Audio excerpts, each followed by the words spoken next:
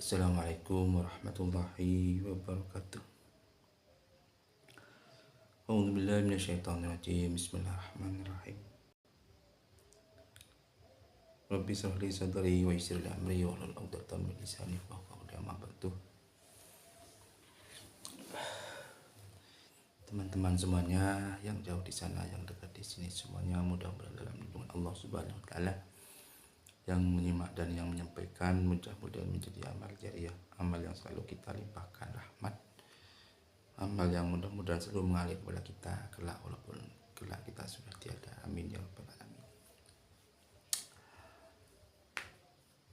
Alhamdulillah, kemarin yang kita bahas adalah sholat sunnah Jumat dan sholat sunnah gerhana matahari dan rembulan. Sekarang kita bahas sholat sunnah tahajud. Sholat sunnah itu adalah, jadi sholat sunnah, sholat kalau kita lakukan itu dapat pahala, tapi kalau kita tinggalkan itu tidak apa-apa. Itu sholat sunnah. Dan yang paling menentukan seorang itu walaupun sholat sunnah ini adalah salah satunya sholat tahajud. Ya teman-teman, sholat tahajud itu salah satu yang membuat kita akan segera sukses. Salah satu sholat sunnah yang membuat kita akan berubah dan kita akan mengalami peningkatan kualitas rohani yang luar biasa.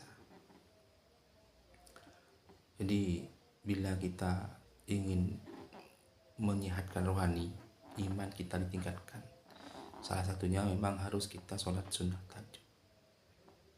Dan ini terbukti dan sudah luar biasa. Ya, dan sholat tahajud itu juga meningkatkan rezeki dan lain-lain. Ya Allah, pokok luar biasa sholat tahajud. Ini ada beberapa hal yang akan kami sampaikan. 5 keajaiban sholat tahajud jika rutin dilakukan bagi dunia dan akhirat. Ini ada 5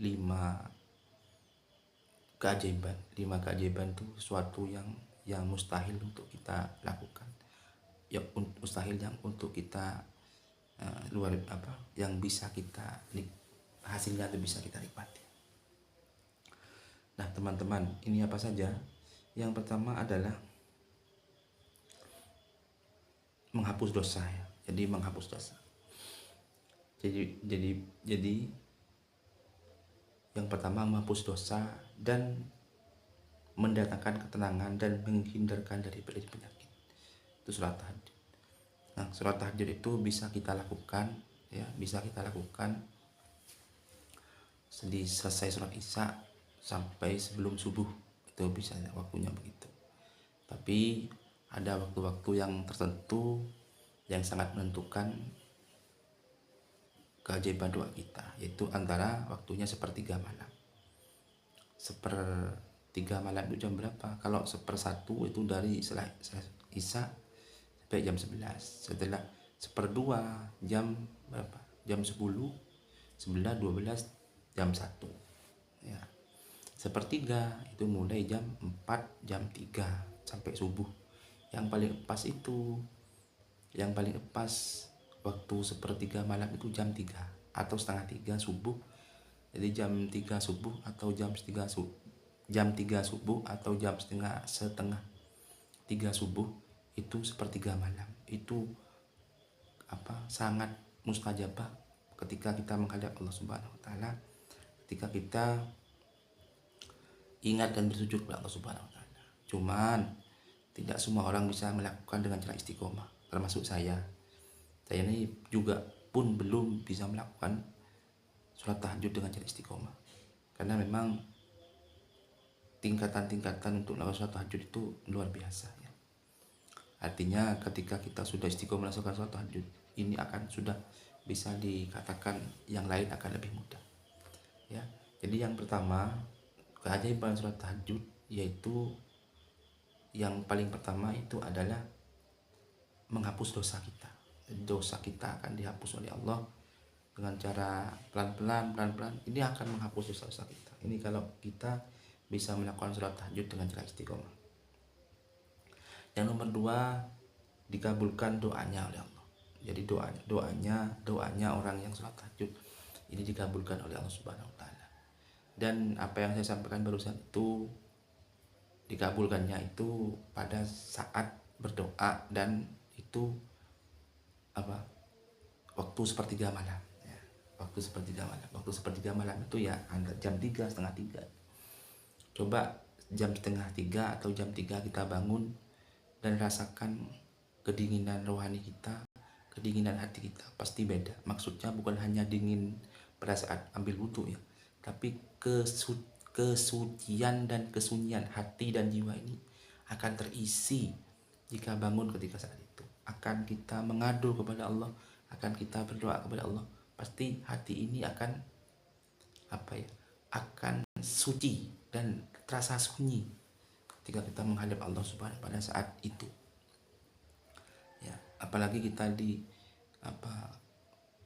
berzikir saat itu keadaan sepi, tidak ada apa-apa di kamar kita, di rumah kita yang sepi, menghadap Allah Subhanahu wa taala, pasti paginya itu akan bahagia, akan tenang hatinya, walau padahal kita tidak punya uang. Ketenangan hati itu yang sulit biasanya. Tak semua orang bisa melakukan itu, bisa punya ketenangan seperti itu. Kadang punya banyak uang tapi tidak tenang hatinya, resah dan gelisah. Kenapa kok begitu? Karena yang buat orang bahagia itu bukan harta, bukan hal apa yang ada di dunia, tapi hati ini. Kalau hati ini tuh senang, bahagia, tenang, dan yang buat tenang itu salah satu tahajud itu sangat pengaruh pada kita, sangat pengaruh pada kita. Kenapa? Saya sudah melakukan, walaupun dengan cara masih belum istiqomah, tapi bedanya itu rasanya itu beda.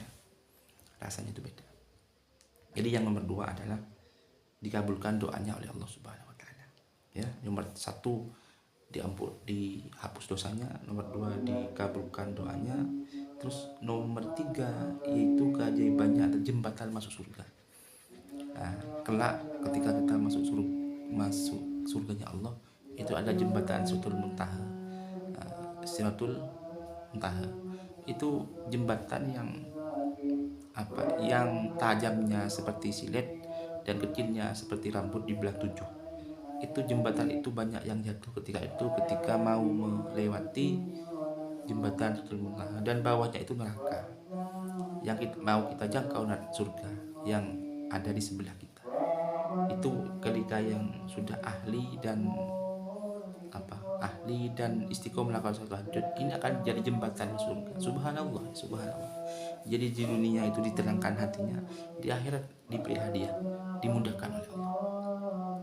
Jadi hidup ini memang semua milik Allah, dan ini sementara. Apa yang bisa kita banggakan, apa yang bisa kita kelak harapkan kalau kita itu memang tidak betul-betul memperbanyak amal baik kita.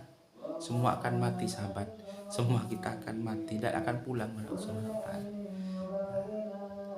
Ya, jadi nomor 3 itu. Nomor 4 yaitu adalah amalan yang membantu di akhirat.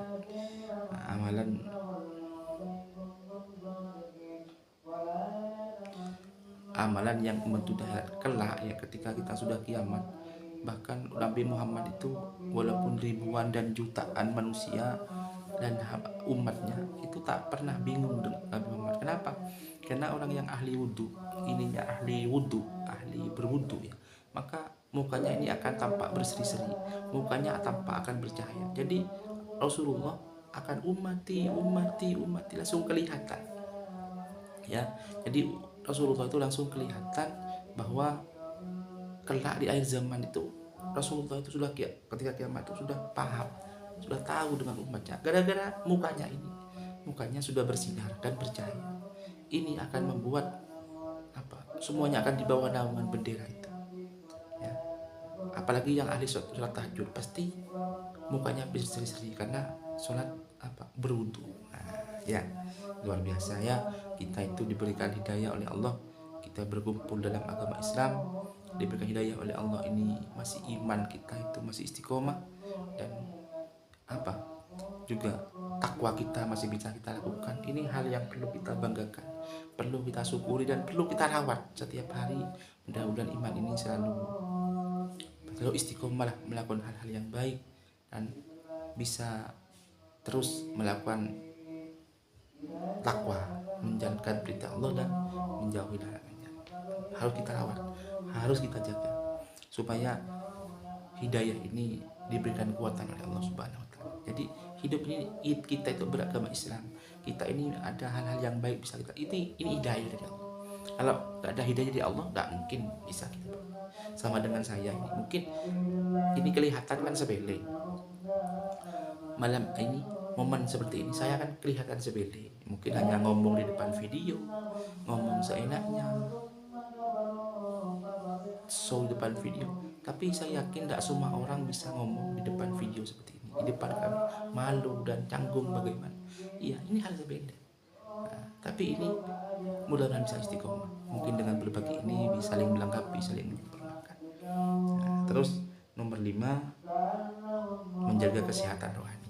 Jadi menjaga kesehatan rohani ini sama dengan apa yang saya sampaikan, membuat apa ini menjadi tenang, menjadi bahagia. Ini karena kesehatan rohani. Banyak kan di luar sana apa uangnya banyak tapi bunuh diri. Banyak kan di sana tapi apa suaminya ganteng, istrinya cantik, tapi kenapa kok cerai? Kenapa kok begitu? Ya karena memang apa? Ya karena memang apa namanya? Hati dan ini tak semuanya nyambung. Makanya yang perlu kita harus openi, harus kita rawat itu adalah hati ini. Kalau hati ini bersih, hati ini suci, maka doa kita pasti dikabulkan oleh Allah dan tembus apa yang kita impikan. Dan bahkan kalau orang yang hati suci tak pernah doa, takut doanya diterima langsung, tapi Allah tuh pasti sayang kepada hambanya, akan mengayomi kepada hambanya. Ini ya, Mbak Uti tetap semangat. Dengan takziahnya akan menjadi hal yang luar biasa, akan banyak manfaatnya kepada orang sekitar. Walaupun kita sendiri kadang apa ya, traffic YouTube ini sering naik turun, tapi itulah sama dengan kehidupan nyata. Hati selalu naik dan turun. Dan YouTube begitu, naik dan turun. Karena saya sendiri pernah kemarin tambahan subscriber 200 dengan tiba-tiba 24 jam hilang. Itu ada apa dengan begitu? Ya itulah dunia. Ya itulah dunia, itulah kenyataan yang ada.